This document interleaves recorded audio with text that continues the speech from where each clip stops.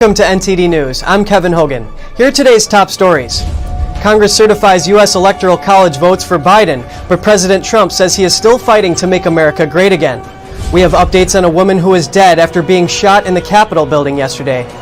Trump attorney Jenna Ellis has stated that she is deeply disappointed Vice President Mike Pence did not reject disputed electoral votes. President-elect Joe Biden names his pick for Attorney General. The current Senate Judiciary Chairman has already expressed support for the selection.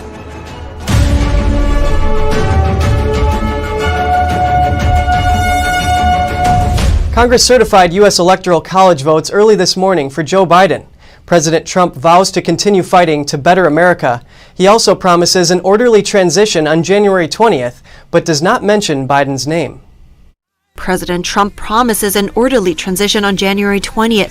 He says he still disagrees with the outcome of the election and that the facts are on his side. In a statement, he wrote, "I have always said we would continue our fight to ensure that only legal votes were counted. While this represents the end of the greatest first term in presidential history, it's only the beginning of our fight to make America great again." Congress certified Biden as president-elect around 3:45 a.m. During a massive rally near the U.S. Capitol on Wednesday morning, President Trump accused Democrats of stealing the election and the fake news media of supporting them. He said he would never give up. He said, quote, "We will never concede. It doesn't happen. You don't concede when there is theft involved." The Electoral College vote tally put Biden at 306 and President Trump at 232. The joint session of Congress was fraught with disagreement, uncertainty, and even chaos. While lawmakers were debating whether to reject votes for a state with contested election results, a group of rioters stormed the building. The civil unrest forced both houses of Congress to suspend their sessions, causing lawmakers to shelter in place, delaying the session for several hours. Lawmakers resumed the electoral vote count process around 8 p.m. Lawmakers from both houses then used their time to talk on the House and Senate floor to condemn the violence, rather than debate over election irregularities and allegations of fraud. The contested state under debate was Arizona. It was the first state to receive an objection raised by Republican Congressman Paul Gosar. The objection prompted a round of applause and standing ovation from a large group of Republican lawmakers. Pennsylvania also received an objection, but both chambers ultimately voted to reject the challenges for both states. Mr. President, sadly but resolutely, I object to the electoral votes of my beloved Commonwealth of Pennsylvania. Some lawmakers who had said they would uphold objections later changed their position after the breach of the building. This included Senator Kelly Loeffler, who was the key senator leading the objection in Georgia. Senator Ron Johnson says states need to investigate election irregularities and establish barriers to elections. In a press release, he says the current election debate should serve as a wake-up call to state legislatures. He writes that states need to recognize the public's concerns and take control in order to have fair elections. Johnson noted that millions of Americans are worried that the last election was full of fraud and called such worries legitimate. Johnson chairs the Senate Homeland Security and Governmental Affairs Committee. He held the only federal hearing on irregularities in the 2020 election. Johnson had committed to objecting to Biden electoral votes if Congress didn't establish a commission to examine election irregularities. Congress did not do so, but Johnson did not end up objecting.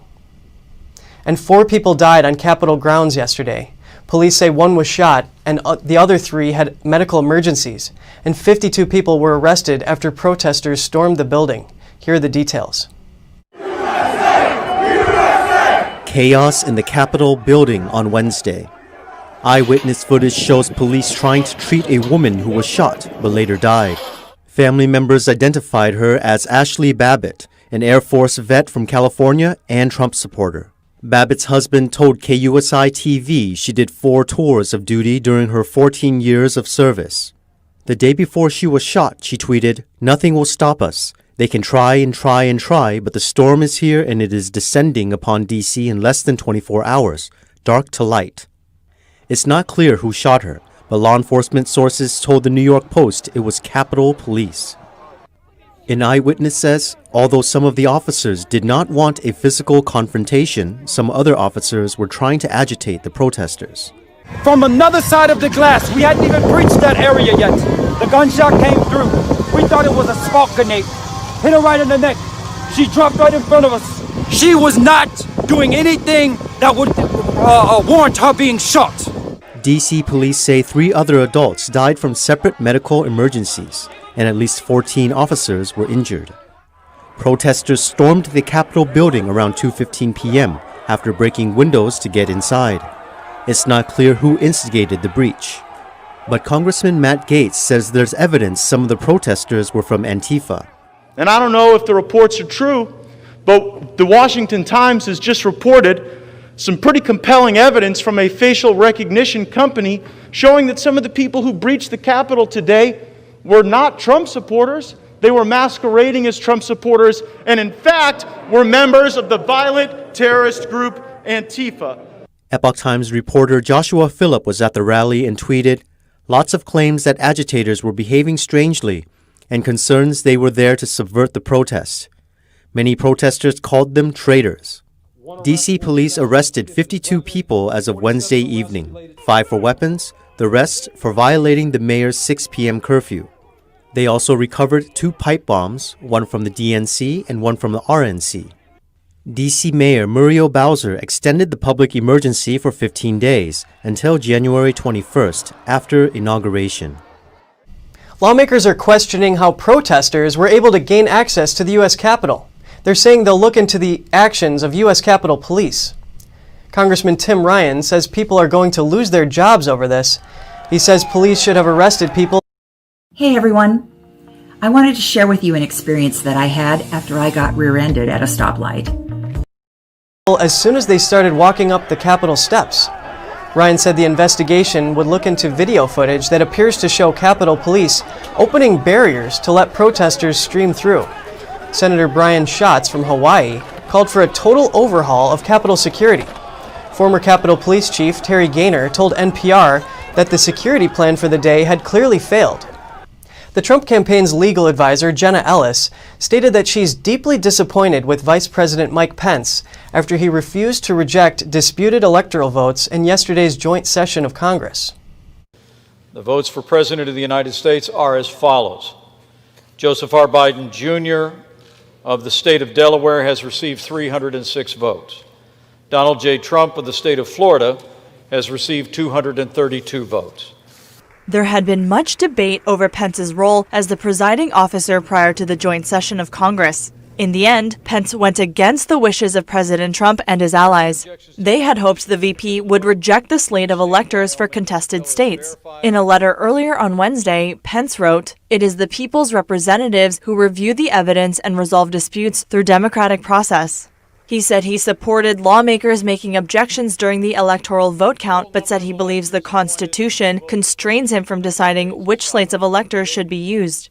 Jenna Ellis, who's represented the Trump's election challenge campaign, said they had worked so hard to provide Pence with a constitutional solution to this. She had previously said that rather than choose the slate of electors himself, Pence could ask legislatures in the 6 disputed states which they believe should be selected. She had also said he could delay certification to allow further investigation into election irregularities. President Trump responded to Pence's remarks, saying Pence didn't have the courage to do what should have been done to protect our country and our Constitution. Twitter, Facebook, and Snapchat temporarily locked President Trump's social media accounts on Wednesday. That's as tech giants cracked down on his claims of mass election fraud amid chaos in the Capitol. Twitter hid and ordered the removal of 3 of Trump's tweets, calling the move, quote, a result of the unprecedented and ongoing violent situation in Washington, D.C. Twitter says Trump's account will remain locked unless he deletes several tweets and a video alleging election fraud. Facebook and YouTube, owned by Google, also removed the video.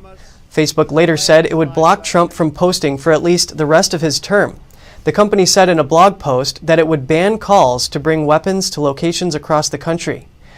and would remove any support for the events at the Capitol. Biden responded to yesterday's protests at the Capitol.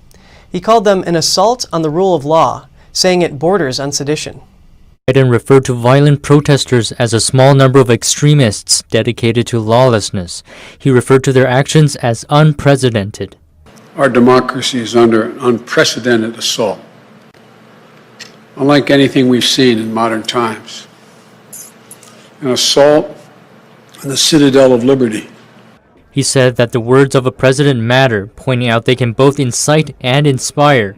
I call on President Trump to go on national television now to fulfill his oath and defend the Constitution and demand an end to this siege. Biden concluded by thanking law enforcement officers at the Capitol. President-elect Joe Biden announces his nomination for Attorney General. The nominee was once nominated by Barack Obama to the Supreme Court. Biden's team describes 68-year-old Merrick Garland as a Department of Justice veteran and an independent jurist. Garland currently serves as the judge on the U.S. Court of Appeals for the District of Columbia Circuit. Biden also announced Lisa Monaco as nominee for Deputy Attorney General, Vanita Gupta as nominee for Associate Attorney General, and Kristen Clark as nominee for Assistant Attorney General for the Civil Rights Division. Garland must receive a majority of votes in the Senate to be confirmed. The current Senate Judiciary Chairman, Lindsey Graham, indicated in a statement that he'd support Garland's nomination. And most all ballots are counted for Georgia's Senate runoffs, with only thousands of military ballots outstanding, and they will continue counting any of those ballots until Friday. As it now stands, both Democrats John Ossoff and Raphael Warnock have taken the lead. Republican challenger Senator David Perdue says he plans to challenge the results. A message from Perdue's campaign says this is an exceptionally close election that will require time and transparency to be certain the results are fair, and that they will exhaust every legal resource to ensure election integrity. On election night, Perdue was leading Ossoff by nearly 90,000 votes, but now it appears Ossoff has flipped that lead to his favor. The margin between the two candidates is razor thin, so it's likely a recount will happen in Georgia. And that's all for now. Catch us again tonight.